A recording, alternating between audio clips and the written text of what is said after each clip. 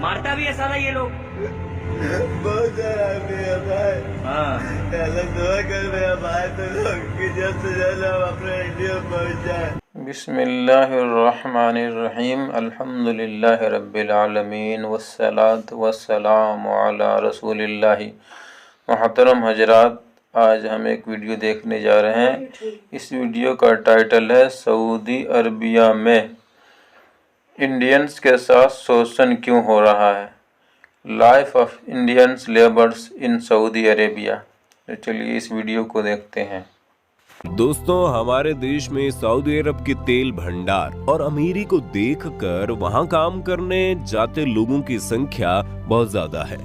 लोग अपनी गरीबी मिटाने के लिए और अपने परिवार को एक बेहतर जिंदगी देने के लिए वहां चले तो जाते हैं, लेकिन वहां जाकर उनके साथ जो होता है वो बेहद दर्दनाक है।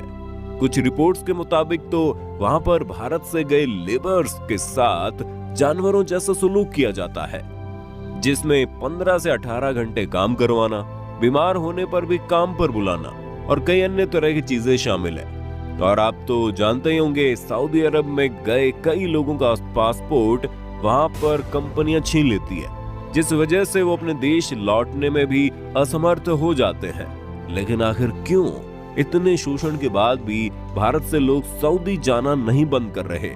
और क्या ऐसे लोगों को कभी सऊदी की नजर में इंसानों का दर्जा मिल पाएगा?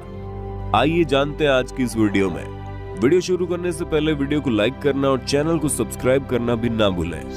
डीएनए द्वारा की गई एक रिपोर्ट में सामने आया है कि लॉकडाउन से पहले हर साल करीब 1000 से ज्यादा भारतीय लोग सऊदी में काम करने जाते थे। 1970 में अब तक वहां भारतीय मूल के 27 लाख से ज्यादा लोग काम करने के लिए जा चुके हैं।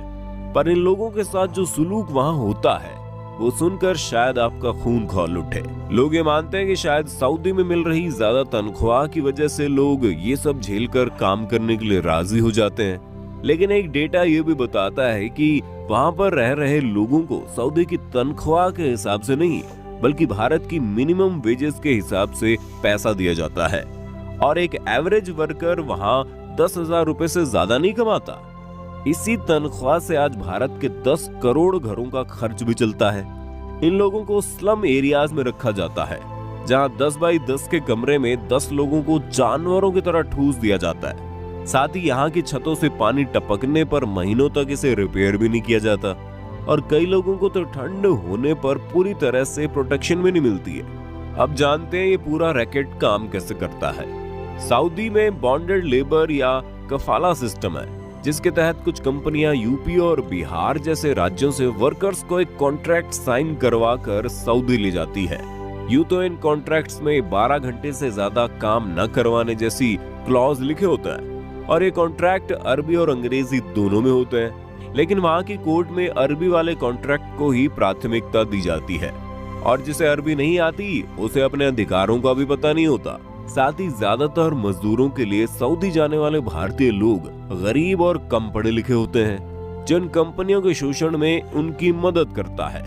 ऐसे देशों से सऊदी ले जाने वाले लोगों को कफीला कहा जाता है, और सऊदी जाते ये कफील सबसे पहले इन लोगों का पासपोर्ट जब्त कर लेते हैं, ताकि कॉन्ट्रैक्ट के मुताबिक अगले 2 साल तक ये मजदूर और कहीं ना जा पाए। इसी वजह से सऊदी में गुलामी का कानून खत्म होने के बावजूद भी ये वर्कर वहां इन कफीलों के गुलाम बन जाते हैं। इन वर्कर्स के पास पराए देश में किसी से मदद मांगने की भी सहूलियत नहीं रहती, इसलिए हार कर उन्हें कफील द्वारा बताए गए सभी कामों को करना पड़ता है। इंटरनेशनल लेबर ऑर्गेनाइजेशन के मुताबिक आज सऊदी में 2.5 करोड़ लोग ऐसे हैं जो अपनी मर्जी के खिलाफ मजदूरी में वहां काम कर रहे हैं। इंटरनेशनल लेबर ऑर्गेनाइजेशन के मुताबिक आज सऊदी अरब में 2.5 करोड़ लोग ऐसे हैं जो अपनी मर्जी के खिलाफ मजबूरी में वहां काम कर रहे हैं। और भारत के अलावा ये मजदूर पाकिस्तान, बांग्लादेश, नेपाल, श्रीलंका और अफ्रीका के देशों से आते हैं। इन्हें हफ्ते में एक भी दिन की छुट्टी नहीं दी जाती, और साथ ही 21 सरकारी छुट्टियों में से भी इन लोगों से काम करवाया जाता है। वहां पर भारतीय लोगों की इसी हालत का एक पहलू रेसिज्म भी है, क्योंकि सऊदी के लोग खुद को बाकी लोगों से बेहतर मानते हैं और उन्हें भारत और बाकी देशों से आने वाले लोग असभ्य लगते हैं। ये बिल्कुल वैसा ही है जैसे भारत में दलितों और अल्पसंख्यकों के साथ होता चला आया है। इसी श्रेणी में देखा जाए तो औरतों की हालत तो सऊदी में और ज्यादा खराब है। इन देशों से आई औरतों को फिजिकली और सेक्सुअली दोनों तरीकों से टॉर्चर किया जाता है।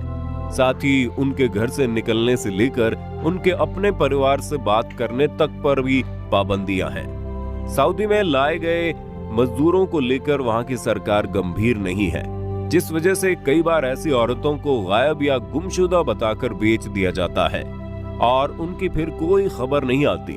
यहाँ पर वर्कर्स को रोकने के लिए कई दिनों तक उनकी सैलरी नहीं दी जाती और उन्हें कहा जाता है कि अगर वो पूरी सैलरी चाहते हैं तो काम चालू रखें। इस दुविधा में पड़कर भी वहाँ वर्कर्स को चुपचाप ये सब कुछ सहना ही पड़ता है। सऊदी में रह रहे भारतीय लोग अगर किसी भी तरीके से अपने मालिकों का विरोध करते हैं तो वहीं मालिक उन पर झूठे केस भी दायर कर देते हैं।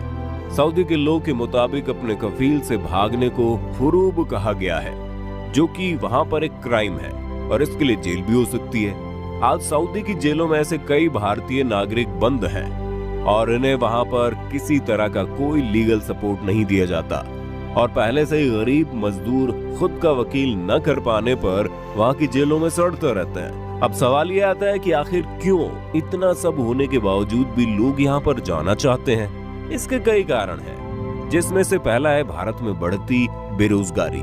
सऊदी में जाने वाले ज्यादातर लोग पहले केरला से होते थे, लेकिन जैसे जैसे वहाँ पर बेरोजगारी दर नीचे आई और लोगों की आय बढ़ने लगी, वहाँ से सऊदी जाने वाले मजदूरों की संख्या में काफी गिरावट आई है।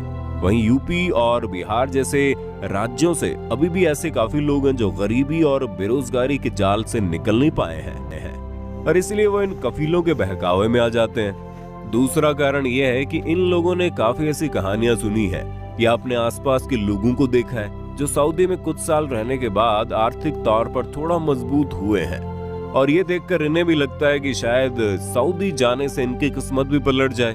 लेकिन वो ये नहीं जानते कि जो लोग वहां से लौटे हैं उन्होंने वहां पर क्या क्या सहा है।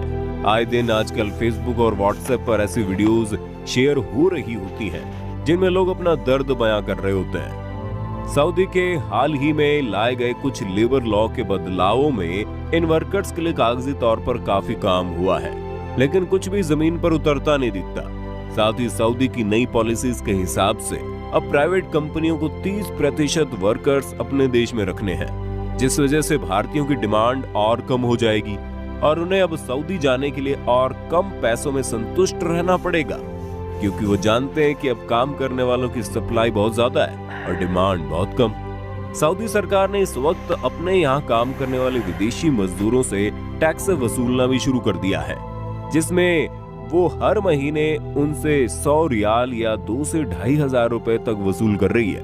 अब सवाल ये उठता है कि भारतीय सरकार इस विषय में क्या कर सकती है।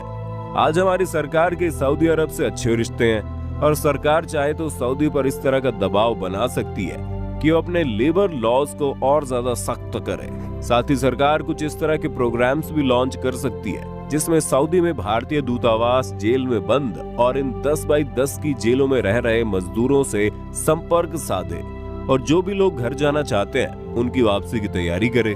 भारत में भी अगर पर्याप्त रोजगार का इंतजाम हो जाए तो इन सभी लोगों को अपना देश छोड़कर सऊदी में जाना नहीं पड़ेगा। पर आपको क्या लगता है, सऊदी के संदर्भ में सरकार और क्या कर सकती है? अपनी राय हमें कमेंट सेक्शन में बताना। साथ ही वीडियो पसंद आने पर वीडियो को लाइक करना और चैनल को सब्सक्राइब करना ना भूलें। वीडियो देख के हमें पता चला कि सऊदी अरब में क्या क्या होता है, तो चलिए इस वीडियो का कमेंट को भी देख लेते हैं। ट्रू लाइन, भाइयों कभी हार मत मानना, आपकी माँ आपसे आस लगाए बैठी है। ट्रू लाइन, दोस्तों आप कभी भी हार मत मानना, आपके माता पिता आपकी जीत की उम्मीद लगाए हुए हैं। Indian government always sleeping. मोहतरम हजरात, आपको ये वीडियो पसंद आई है तो आप वीडियो को लाइक और शेयर करें और हमारे चैनल को भी सब्सक्राइब करें। बहुत बहुत शुक्रिया।